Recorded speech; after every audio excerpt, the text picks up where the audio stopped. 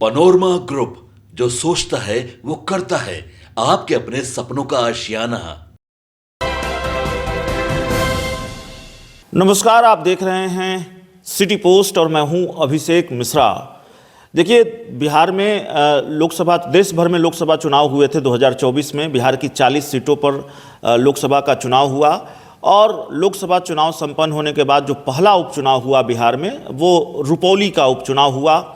JDU लगातार इस seat को जीतते आ रही थी और ये सीट जेडीयू हार गई इस उपचुनाव में। कलाधर मंडल हार गए और उस हार के बाद जब अपनी चुप्पी तोड़ी कलाधर मंडल ने, जेडीयू के उम्मीदवार रहे कलाधर मंडल ने, तो उन्होंने ये कहा कि जेडीयू के लोगों ने ही मदद नहीं की। कुल मिलाकर उनकी बात का लबोलुआब ये था, भीतर घात ने हरा दिया। एक उपचुनाव हो रहा है बिहार में विधान परिषद का, तिरहुत स्नातक क्षेत्र का उपचुनाव। क्या यहाँ भी भीतर घात का खतरा है? क्योंकि एक मीटिंग के दौरान देवेश चंद्र ठाकुर और अभिषेक झा के सामने ही जेडीयू के लोगों ने ही कहा था कि हम आपका हाल रुपौली वाला कर देंगे। तो जेडीयू के लोग ही साथ नहीं दे रहे हैं। क्या ये संकट भी है? भीतर घात का संकट है जेडीयू के लिए, अभिषेक झा के लिए। और थोड़ा हम छूने की कोशिश करेंगे बिहार में 4 विधानसभा सीटों पर जो उपचुनाव हुए हैं, वहाँ तक भी जाने की कोशिश करेंगे। क्या वहाँ भी ये खतरा रहा है जेडीयू के लिए? हमारे साथ हमारे editor sir Shrikant Pratyush sir हैं। सर, तिरहुत पर फोकस है। तिरहुत को लेकर जो सवाल है मुख्यतः वो ये है कि भीतर घात का संकट है क्या जेडीयू के लिए? क्योंकि जेडीयू के लोग ही नाराज़ हैं अभिषेक झा से, जेडीयू से नाराज़ हैं। उन्होंने सीधे चेतावनी दी थी जेडीयू की मीटिंग में कि भाई हम आपका हाल रुपौली वाला कर देंगे। अभिषेक जी, एक अनार 100 बीमार, ये तो जेडीयू में शुरू से दिख रहा है। देवेश चंद्र ठाकुर सांसद बने तो उनकी सीट पर जिस पर जेडीयू का लगातार कब्जा रहा है, देवेश चंद्र ठाकुर तो लगातार जीतते रहे हैं, तो उस सीट पर दावेदारी को लेकर सैकड़ों लोग सामने आ गए थे। तो एक अनार 100 बीमार वाली बात तो पहले से पता है सबको। जो दावेदार थे, जिनको टिकट नहीं मिला, वो खुलकर साथ नहीं दे रहे हैं। ये तो ठीक है, ये स्वाभाविक है। लेकिन जो अस्वाभाविक है, जो नहीं होता है, वो भी हो रहा है।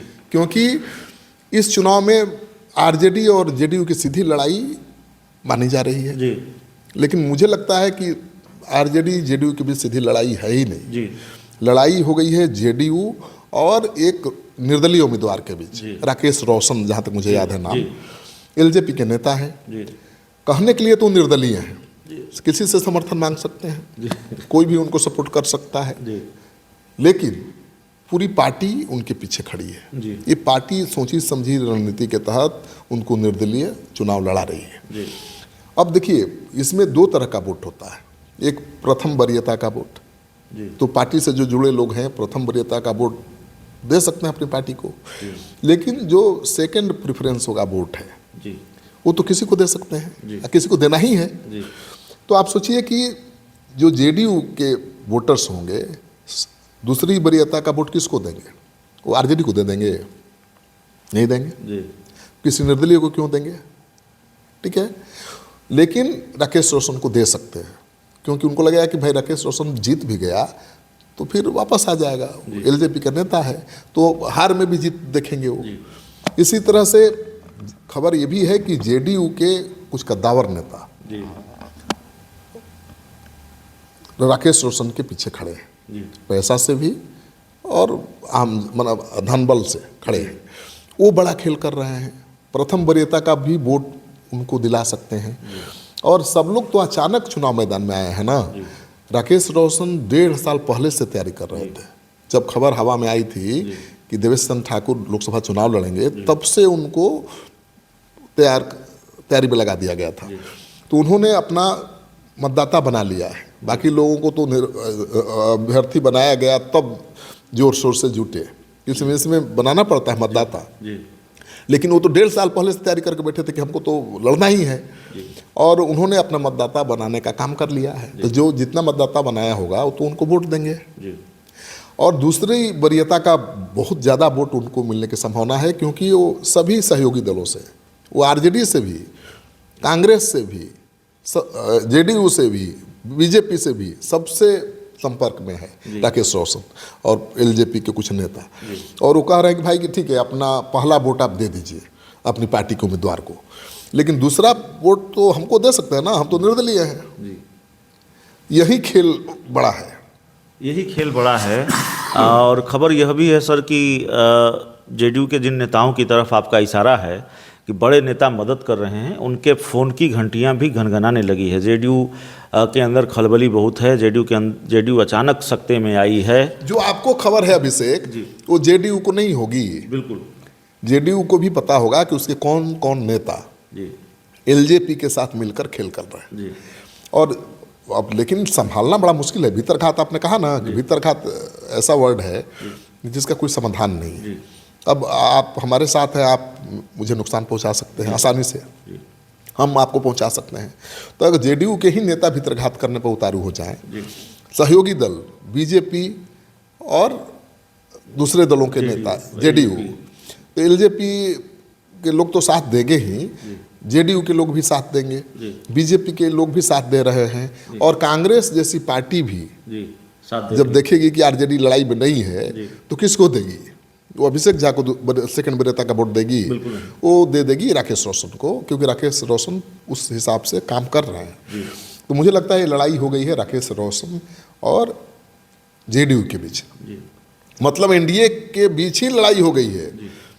कोई भी जीते एनडीए जीतेगा, कोई भी जीते एनडीए जीतेगा। एक आखिरी सवाल है सर, भीतरघात को लेकर ही सवाल है, और ये तो तिरहुत स्नातक क्षेत्र के उपचुनाव की हम बात हम कर रहे थे, लेकिन भीतरघात, क्या बेलागंज में भी भीतरघात का खतरा जेडीयू के अंदर है?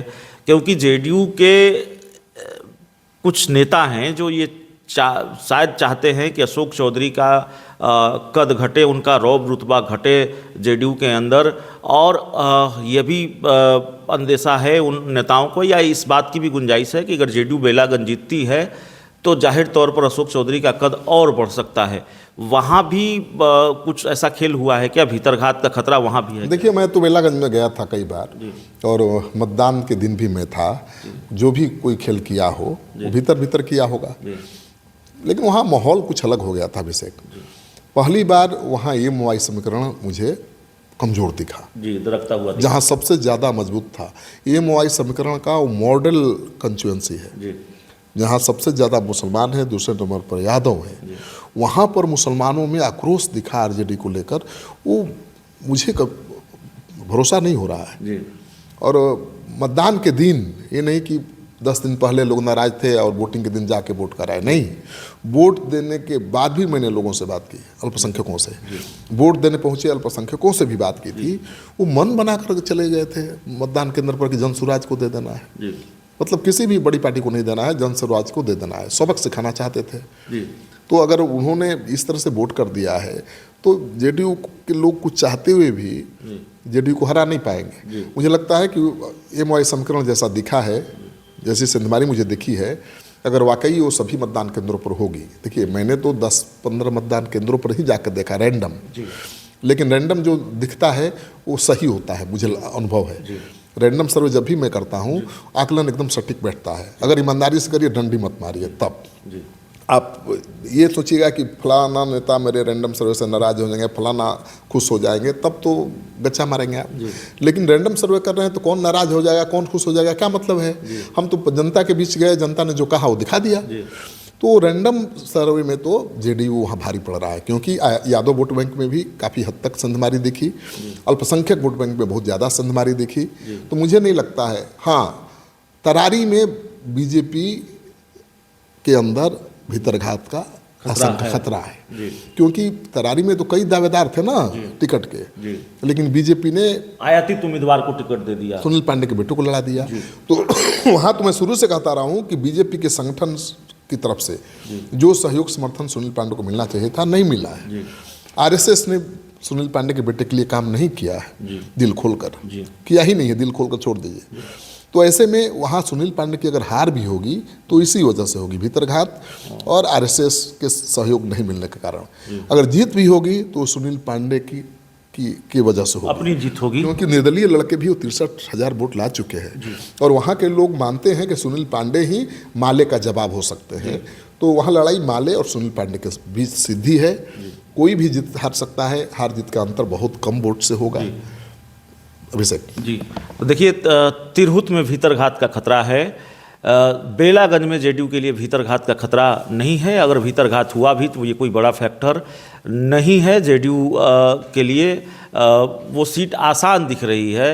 हाँ, तरारी में बीजेपी के पास भीतरघात का खतरा है, बीजेपी को भीतरघात का खतरा है। इस पूरी रिपोर्ट में इतना ही। बहुत बहुत धन्यवाद।